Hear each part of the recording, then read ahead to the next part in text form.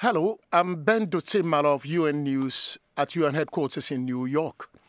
South Sudan, one of the world's most underdeveloped nations, is having to deal with an influx of thousands of refugees and returnees from its northern neighbor, Sudan.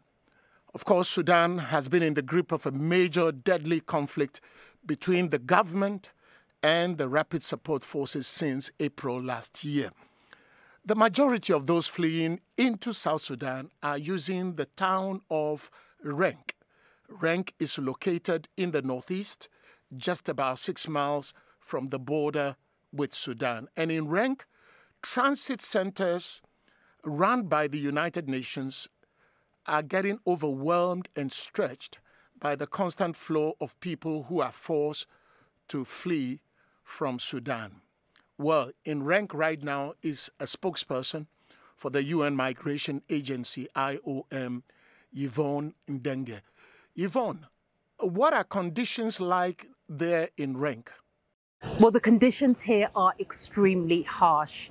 There's hardly any water, any food, any sanitation, any security, any shelter. It's also one of the most remote areas in the country. Thousands of people have crossed the border just behind me from Sudan. Many of them are vulnerable. Many of them are traumatized. We've spoken to women, we've spoken to children and the elderly who fled the terrible violence and have spent weeks, in some cases months, trying to reach this border, trying to cross into South Sudan to reach safety. How exactly is IOM assisting these displaced or fleeing people?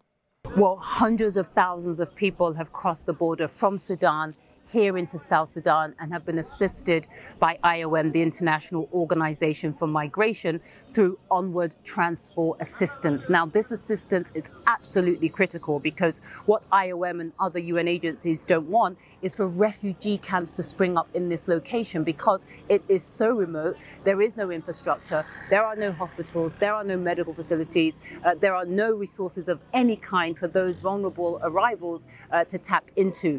This Onward Transport Assistance is absolutely critical to avoiding the situation I'm describing, and it has involved IOM putting on over 1,200 flights away from Renk into Malakal, the capital of Upper Nile State. It's also involved sea transportation. Hundreds of thousands of people, as I said, are arriving. Over 100,000 have been helped to take boats away from Renk to Malakal, which is a 3-day journey overnight on the River Nile. Now, the conditions on these boats are also not ideal.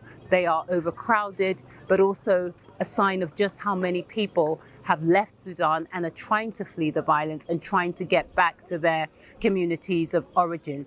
IOM has also assisted people with some road transportation, again, to try to reach their communities of origin. But this assistance is simply not enough when you look at the volume of people arriving, and the funds to continue to provide this onward transport assistance are very fast dwindling and running out. What are the main things or some of the main things that the displaced people have told you about their experiences? The conditions that they describe, what they witnessed, is completely horrific. Some say they fled violence, some say they fled bullets, some say they experienced sexual violence along the journey, some say they spent many, many days in the bush trying to reach this border. We spoke to one family, a mother with her 2 daughters and her own mother, who traveled all the way from the Sudanese capital, Khartoum, to reach this border and cross into safety. She was very traumatized, very upset, but thanking God that she had escaped with her life, as she put it. We spoke to another man who said that his whole family, him and his sons, were being forced to actually join the fighting. They were going to be forced to join the violence. They didn't want to. And so one night they decided to try to make this journey and have spent weeks trying to reach this border to cross into South Sudan. How real are the risks of hunger, disease, or conflict for the people who are fleeing into Renk? Well, there are massive concerns about the risk of disease, of hunger, and of further violence. This is one of the most remote places on earth. There's hardly any infrastructure in this area. There's no mobile or internet network of any kind in this area. There is no food supply in this area. There is no water in this area. So the risks and the concerns about diseases spreading are real. IOM, the International Organization for Migration, has been receiving people just at this border, providing vaccinations to people, medical checks to those arriving before they are transported into the main town of Renk for further assistance and care from IOM staff. Thank you very much, Yvonne Ndege in Renk in the northeast of South Sudan. For more news on South Sudan and the region as a whole, please check out news.un.org.